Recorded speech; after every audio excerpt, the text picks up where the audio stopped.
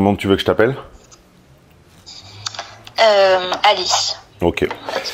Alice, je t'ai informé que cet appel sera diffusé, enregistré et diffusé sur la chaîne Stéphane Edouard Études de cas à partir de la date de ton choix, donc que tu nous as précisé hors antenne, et pendant la durée de ton choix que tu vas nous préciser maintenant, donc 2035, 2047, 2112, combien de temps tu acceptes? 2047. 2047, ok. Rappelle-nous donc si tu as payé cette étude de cas ou si elle t'est offerte dans le cadre de ton abonnement VIP. Si tu es VIP, donc le cas échéant, comme on dit, quel est ton grade, quel est ton niveau et quel est ton retour sur cette expérience VIP? Depuis combien de temps? Alors, je suis VIP Eco, si je ne me trompe pas. C'est le premier abonnement possible. Tu voyages en charter. Pardon? Ah, rien, c'est pas grave. Ça fait peut-être 3 semaines que je suis abonnée. Du coup, j'ai eu un premier séminaire, mais je l'ai pas fini encore, donc je veux pas te dire grand-chose encore sur mon retour d'abonnement. Bah, tu peux au moins nous dire si la procédure d'inscription était sympa, si nos notes a bien reçu, si tu as réussi à joindre facilement quelqu'un dans la classe prépa, si tu as réussi à me joindre relativement facilement, si tout le monde est gentil, ça tu peux le dire quand même, ou pas? Oui, tout le monde est très gentil et j'ai réussi à joindre toutes les personnes qui sont disponibles dans le cadre de l'abonnement, donc pas de souci pour l'instant. J'attends juste de bien commencer les contenus pour faire un retour dessus. Alors je t'écoute en même temps que je prends le café et des petits gâteaux, donc je m'excuse par avance pour les rageux qui vont trouver absolument odieux que je me permette de manger des petits gâteaux en même temps, mais c'est pas grave, allons-y. Alors, du coup, je suis en fin de thèse scientifique aujourd'hui. Ça va faire bientôt 4 ans que je suis en thèse. Et en général, dans mon domaine, ça dure 3 à 4 ans maximum nos contrats, parce que c'est des contrats où on est payé tout au long de la thèse. Et en fait, le mien, il a fini officiellement en avril. On est toujours payé en thèse, non? Non, il y a des thèses où ils font ça par passion, en fait, à côté de leur boulot, d'un boulot alimentaire peut-être. D'accord. Dans certains domaines, c'est ce que j'ai entendu, oui. Mais peut-être pas scientifique, justement. Enfin, pas scientifique, des sciences maths, biologie, physique, tout ça. Du coup, j'ai fini officiellement mon contrat en avril. J'ai eu un petit contrat d'1 mois entre-temps pour me dépanner. Et donc là, actuellement, je finis d'écrire ma thèse sur le chômage. Et donc, le plus tôt sera le mieux, pour que je puisse passer à autre chose. C'est-à-dire sur le chômage. Le sujet de ta thèse, c'est pas le chômage. Non, ah oui, pardon. Je veux dire que je ne suis plus financée pour la fin de mon écriture de thèse. D'accord. Et j'ai officiellement 2 tuteurs de thèse, dont un qui est sur sa fin de carrière, qui sera à la retraite dans 1 an et demi, et la deuxième qui est en milieu de carrière. Aujourd'hui, j'ai 2 problèmes. J'ai 2 problèmes. C'est que ça fait, disons, 6 à 8 mois qu'ils sont très absents pour la fin de ma thèse et pour m'aider dans l'écriture du manuscrit. Et le deuxième problème, c'est que la semaine dernière, j'ai appris que la deuxième tutrice voulait décaler ma fin de thèse pour des raisons arbitraires qui lui permettraient à elle d'avancer sa carrière, d'avancer sa carrière avant de finir ma thèse. C'est-à-dire, j'ai pas bien compris les raisons. En fait, elle a possibilité de passer un diplôme. C'est le diplôme qui permet de diriger des recherches, à elle toute seule, sans avoir à s'associer à un autre chercheur. Donc c'est comme en fait c'est comme une thèse où elle dépose un dossier et elle doit passer un oral aussi devant un jury. Et donc elle a déjà posé sa date à elle de soutenance et elle voulait décaler ma date à moi pour qu'elle passe sa soutenance à elle avant. D'accord, donc en fait, donc ton tuteur de thèse est en fait Thésard elle-même. Oui, Thésard plus avancé. Elle a déjà passé sa thèse et là c'est un niveau au-dessus. Ok. Et donc voilà, c'est mes deux problèmes actuellement. Et du coup, la dernière fois, quand j'ai appris ça, je n'ai pas du tout apprécié. Ça m'a amené à même parler du coup au chef de mes tuteurs pour leur expliquer concrètement mes problèmes. On a discuté. Quel est le lien de subordination entre tes deux tuteurs? Est-ce qu'ils sont au même niveau? Est-ce qu'il y en a un qui chapeaute un peu l'autre? Il y en a un qui chapeaute un peu l'autre. Celui qui est en fin de carrière. D'accord. Concrètement, il a déjà. Il est au-dessus, concrètement. Ok. Ouais. Et donc on a discuté entre mes deux tuteurs et le chef de mes deux tuteurs. Le chef qui est le chef de tout le monde. Le chef, il est d'accord pour fixer une date de fin de thèse pour moi qui sera qui est prioritaire par rapport à la date de soutenance de ma tutrice. Et il est d'accord aussi qu'il faut que je les vois plus régulièrement pour finir au plus vite ma thèse. Ok, alors si tu as gagné l'approbation du N+2, du N+3, quel est ton problème alors? En fait, ma question, c'est à quoi m'attendre aujourd'hui sur l'attitude de mes deux tuteurs que je vais revoir prochainement. Et en fait, quand j'avais appelé au début, je n'avais pas encore vu ni l'un ni l'autre. Et donc, j'avais appelé la classe prépa promis préparée. Et aujourd'hui, j'ai la moitié de ma réponse parce que j'ai vu ma tutrice, mais pas encore mon tuteur. Et en fait, c'est juste à quoi m'attendre sur nos relations à venir, vu que j'ai un peu... Alors moi, je sais faire pas mal de choses, mais il y en a une que je ne sais pas faire, c'est lire l'avenir. Donc le problème, c'est que toutes les questions qui consistent à prédis-moi ce qui va se passer dans le futur sont des questions auxquelles je ne réponds jamais par principe.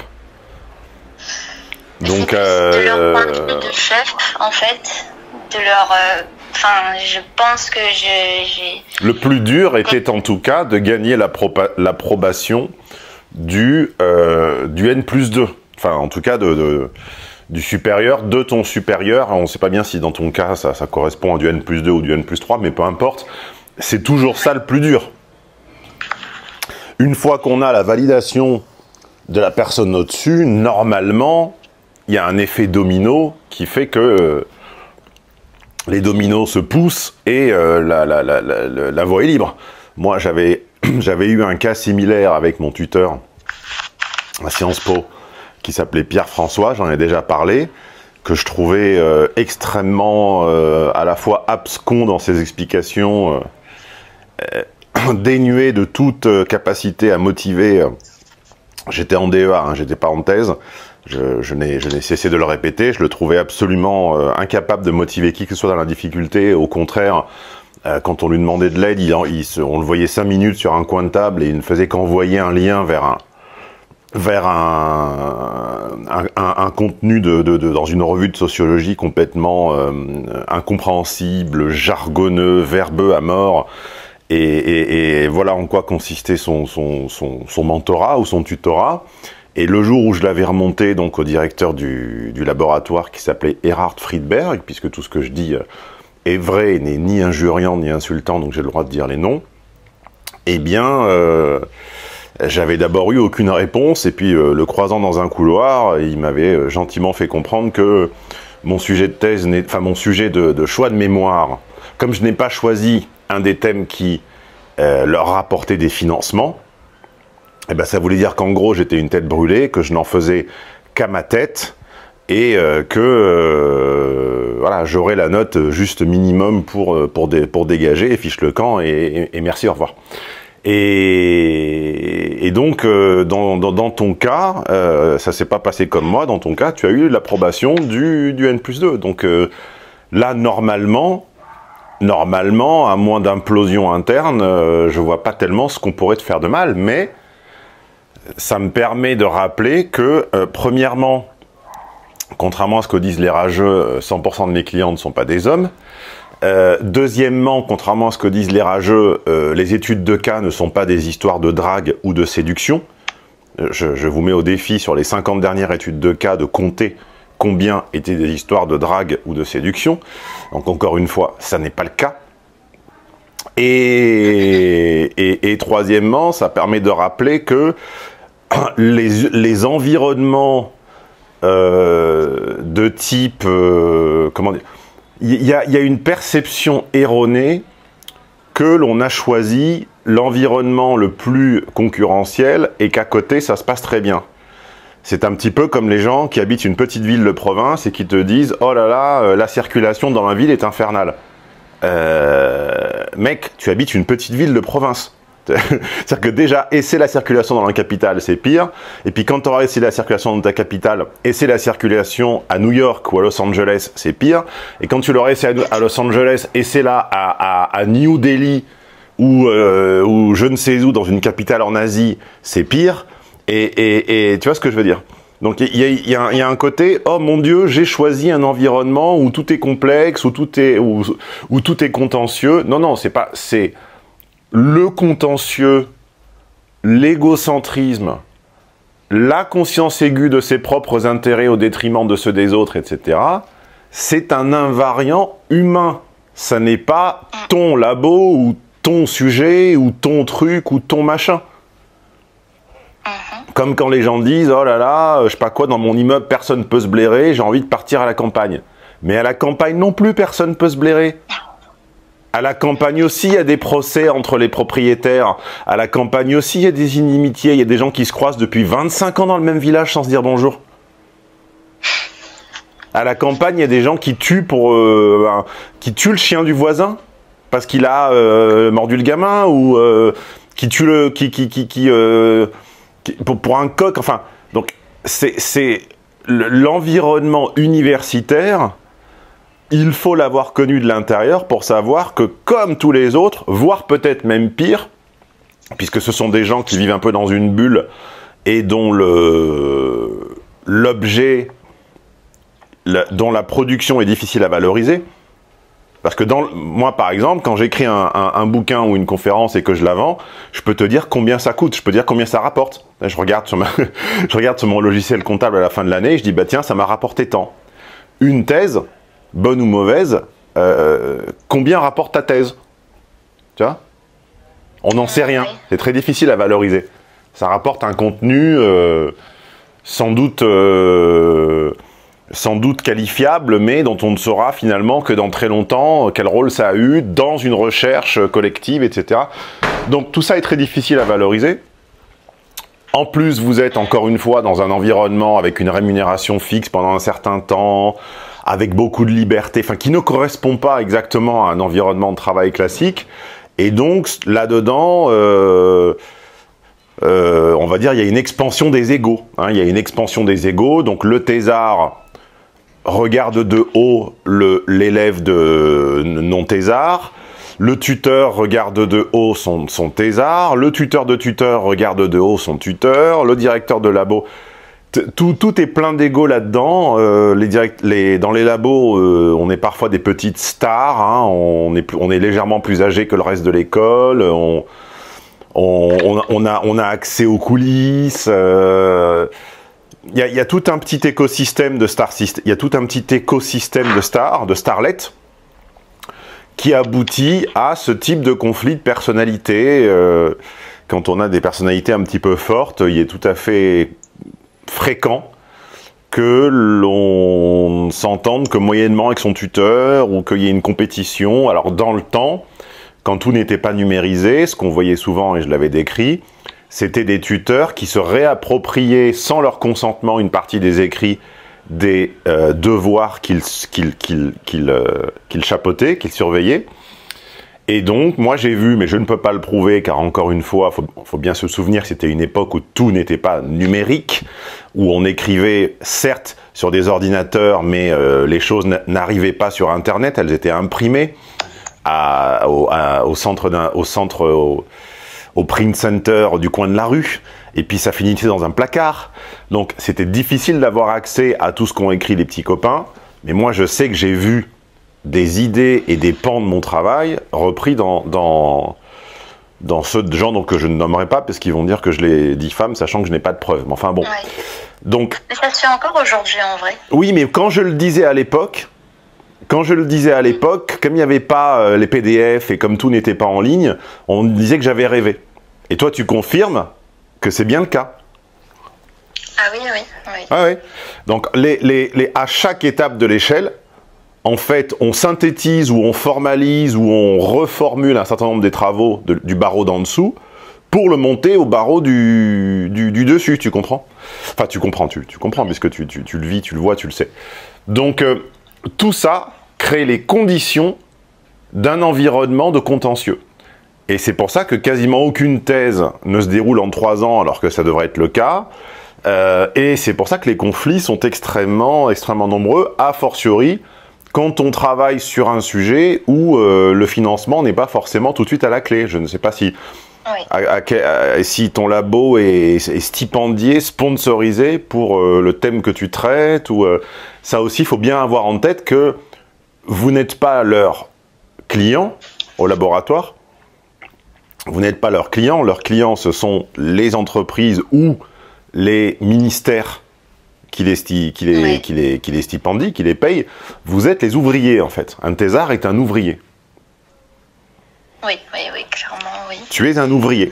Tu es un ouvrier, simplement, tu ne travailles pas de tes mains, mais tu es traité absolument comme un ouvrier, c'est tout. Donc tout ce que tu décris là est un contexte extrêmement classique. Je pense que les thèses qui se déroulent comme un long fleuve tranquille sont minoritaires. En tout cas, c'est mon expérience. Majoritairement, il y a ce type de changement il y a une pierre d'achoppement au milieu qui fait qu'on change son fusil d'épaule, on change de tuteur, on demande une réorientation, on fait un point, on abdique une partie, ou on abjure une méthodologie ou quelque chose. Toi, tu as eu la chance, je dis bien la chance, parce qu'encore une fois, ça ne dépendait pas entièrement de toi. Tu as eu la chance que ton N+2 dise, bon, elle, il faut la faire sortir. Ça ne veut pas dire qu'il t'aime plus ou bien, ça veut juste dire qu'il veut en finir. Telle année, tel mois. Bon, et ben ça tombe bien, toi aussi tu veux en finir. Donc, normalement, dans ces conditions-là, normalement... Madame et Monsieur N+1 ne vont pas interférer, parce que je ne comprendrai pas pourquoi. Justement, dans le côté où leur ego en a peut-être pris un coup, ils voudront forcément finir aussi, mais des fois je me demande s'ils vont vraiment m'aider, ils vont peut-être être quand même plus durs du coup. C'est de leur point de vue où j'ai peur que d'avoir fait appel au chef N+2, ça ne leur aurait pas plu du tout. Non, la métaphore qui me vient en premier à l'esprit, c'est la métaphore du racket. Le racketteur essaie toujours de convaincre le racketté qu'il ne faut pas remonter les événements aux autorités parce que ça va être pire. Sauf que c'est si tu les remontes pas que c'est pire. Oui. Donc c'est toujours l'argument en cas de conflit, c'est n'en parlez pas, que ça reste entre nous. Mais non, en fait, au contraire, il faut en parler, sinon la solution n'éclot jamais. Donc je pense que tu as eu raison. Et crois-moi, les rapports de subordination, que ce soit dans le public ou dans le privé, sont quand même suffisamment ancrés pour que les gens la ramènent pas trop, dans la mesure où ton N+2 ne joue pas double jeu, parce qu'il faut pas qu'il joue double jeu non plus. Ça existe, ce type de personnalité au travail, qui te donne une version de ce que tu as envie d'entendre et qui, à eux, donne une autre version de ce que eux ont envie d'entendre. Ça existe. Je ne te le souhaite pas. Je ne te le souhaite pas, mais ça existe. Dans la mesure où il leur a dit, elle doit finir et vous vous débrouillez, pour moi, tu n'auras aucun problème. Ok. Tu peux même assumer une plus grosse part du contentieux dans la mesure où tu es sûr que tu as une personne de ton côté. Donc si un jour, N+1, version mâle ou femelle, hein, se reprend un petit peu le pli d'avant, tu peux même dire, bon, qu'est-ce qu'on fait? Est-ce que je retourne exposer le cas à un tel ou on se souvient juste qu'il faut qu'on finisse à telle date et on finit? Parce que moi, il n'y a pas de problème. Si je dois réexpliquer que vous êtes bloquant, je le referai. Tu vois? Oui. Par contre, si tu n'avais pas eu l'approbation de ton N+2, évidemment, je te proposerais de faire profil bas. Mais dans la mesure où tu l'as eu, bah, il faut pas frapper du poing. Ça, il faut jamais le faire dans un monde... Enfin, en tout cas, tu n'es pas à l'âge et tu n'es pas dans la situation où tu peux taper du poing. Par contre, tu peux serrer le poing, ce qui n'est pas tout à fait la même chose. Une petite nuance. Serrer le poing avec eux, du coup, là, pour la suite? Avec mes 2 tuteurs pour la suite? Oui. Avec qui? Avec ton boulanger, oui. Tu peux te montrer un petit peu plus affirmé au titre que tu as eu l'accord, la validation, l'encouragement de ta hiérarchie. C'est tout ce que je te dis. C'est pas... D'accord. C'est pas compliqué. Enfin, ça me semble pas compliqué à comprendre. Non. Après, c'est juste que quand on a parlé avec le N+2, enfin, forcément, eux, ils avançaient leurs arguments pour se défendre et que de leur point de vue, enfin, ils voulaient pas apparaître pour les mauvais. Du coup, je sens peut-être aussi les reproches ou les pics qui reviendraient à moi.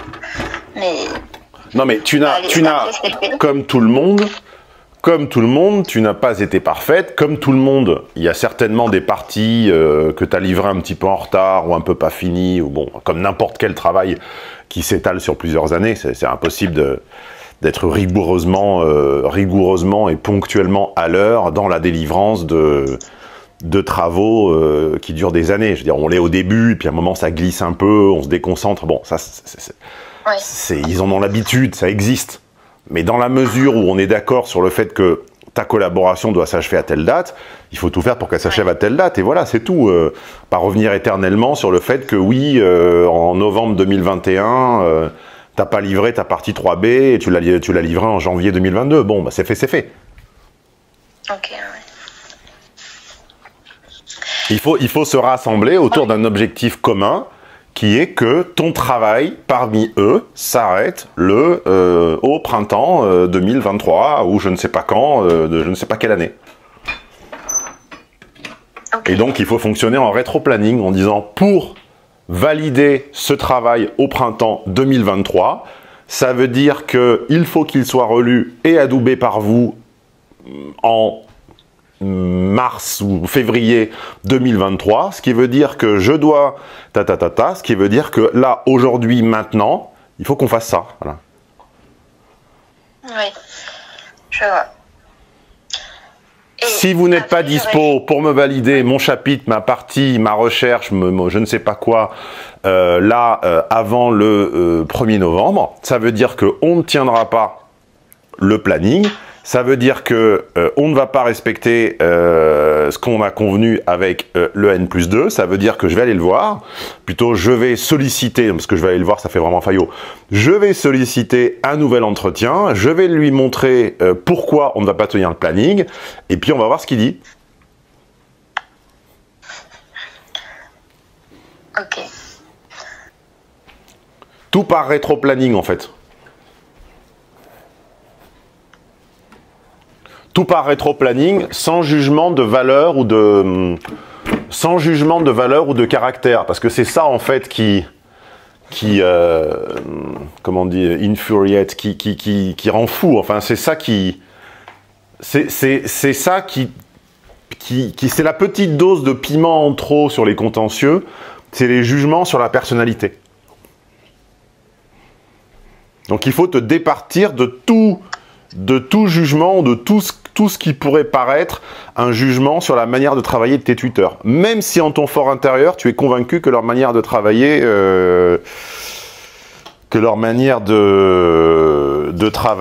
te coûte du temps, ou te coûte ceci, ou te coûte cela, peu importe. Ça, c'est insupportable, en fait.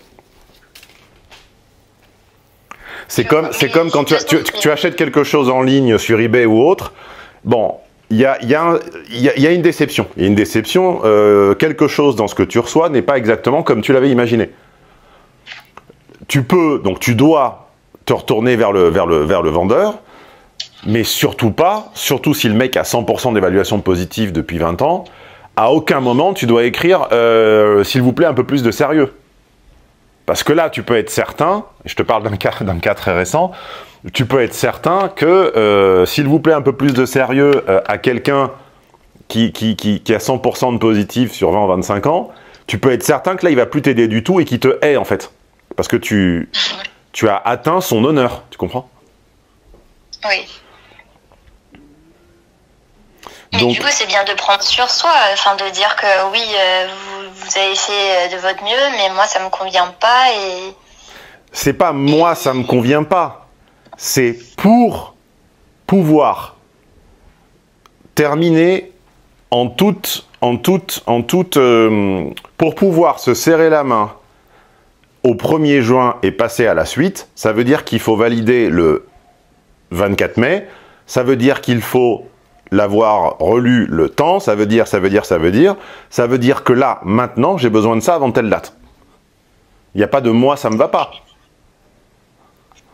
Bah, en fait, la date, ça les dérangeait pas au début. C'était moi que ça dérangeait de décaler encore et encore. Mais là, on n'est plus... Non, mais... Et donc,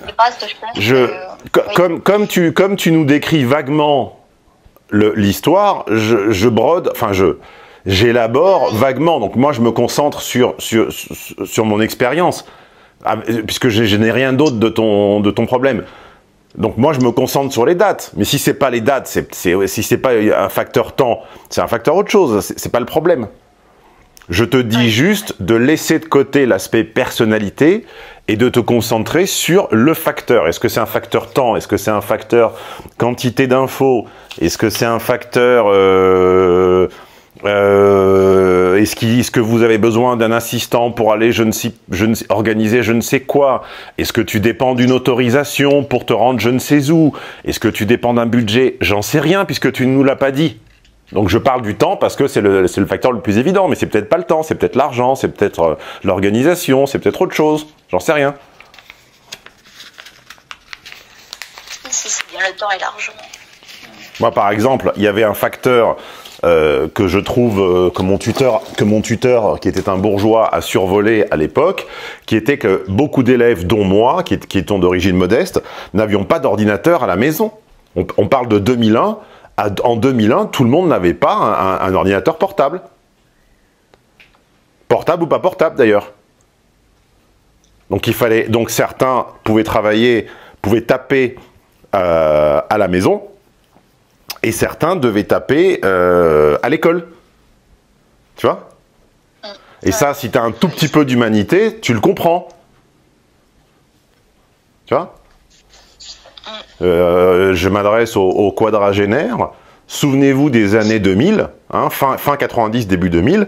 Aviez-vous un ordinateur à la maison avec un traitement de texte et une imprimante? Je ne pense pas.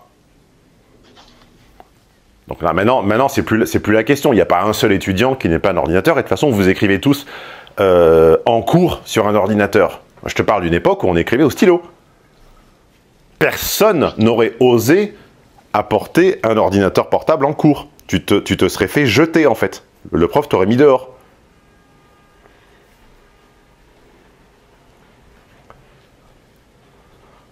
Donc encore une fois, comme tu es très vague, peut-être pour des raisons de confidentialité, comme tu es très vague, bah je réponds vague, mais c'est pas ce que je peux... Je réponds avec ce qu'on me donne. Ok.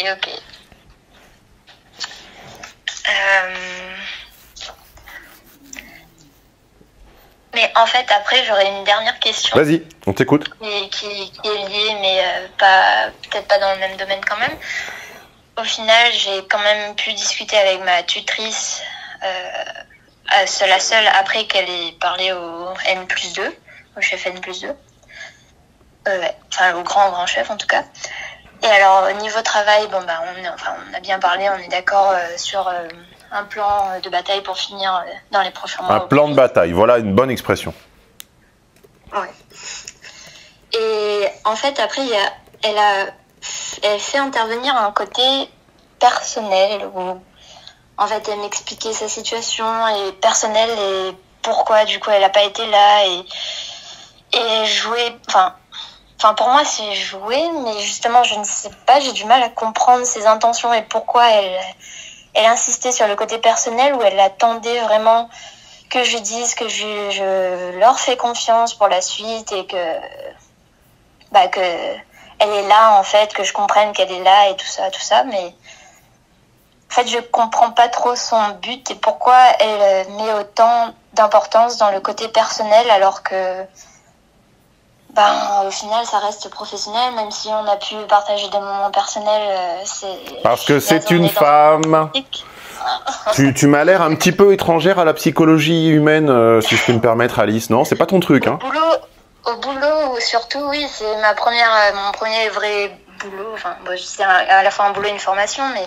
je sais pas pourquoi, je ne suis pas surpris que tu sois en thèse scientifique. C'est marrant, hein. Ah bon. Ça me surprend pas. Et oui, les femmes ont tendance, en règle générale, je dis bien en règle générale, ont tendance à, faire glisser ou interférer un petit peu plus leur sensation du moment ou leur péripétie du moment, ce qui advient dans leur vie personnelle, glisse un petit peu plus sur ce qui advient dans leur vie professionnelle que les hommes. Voilà, grande nouvelle, grande nouveauté. J'imagine, ça va énormément surprendre les auditeurs qui ne s'y attendaient pas du tout. Non, t'as l'air un peu étrangère à ces choses. Ouais, non? Au niveau du boulot, oui. Enfin, je pensais pas que ça serait aussi tranché entre justement mon tuteur. Mais arrête de dire au niveau du boulot. Est-ce que... Enfin, quel âge as-tu? 27 ans. Tu as 27 ans, tu n'es quand même pas une enfant. Tu peux quand même savoir, au bout de 27 ans, ce qui est un tiers de ta vie, si le versant psychologique de la vie est quelque chose qui t'intéresse ou pas. Est-ce que tu comprends les changements d'attitude? Est-ce que tu les perçois? Est-ce que c'est quelque chose... Est-ce que c'est quelque chose vers lequel tu es porté ou pas? Enfin, tout le monde le sait à 27 ans. Tu as le droit de dire non, mon truc c'est la science, ou tu as le droit de dire oui, au contraire, non. Si je me suis inscrite en abonnement VIP, c'est que ça m'intéresse. Après, c'est juste que je pensais qu'au bleu, on fait plus la part des choses, surtout quand on a des responsabilités comme eux. Mais... ok, j'apprends que non. Bah oui. Pas forcément.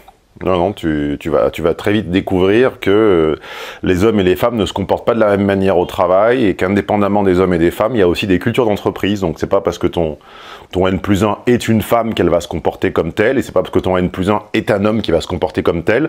Un homme en N+1, mais dans une entreprise à culture féminine, se comportera pas comme un homme en N+1 dans une entreprise à culture masculine, et vice-versa. Donc je te renvoie vers mon séminaire éponyme, qui a un titre un petit peu provoque, qui s'appelle « Au secours, mon chef est une femme », mais qui est en fait un des meilleurs séminaires professionnels. Tu l'as? Ah ben non, tu l'as pas, tu m'as dit... Non, mais Martin me l'a conseillé. Et ben voilà, donc je suis d'accord avec Martin, ou Martin est d'accord avec moi. Il va falloir que je te laisse. Ok, pas de souci. Eh bien, merci.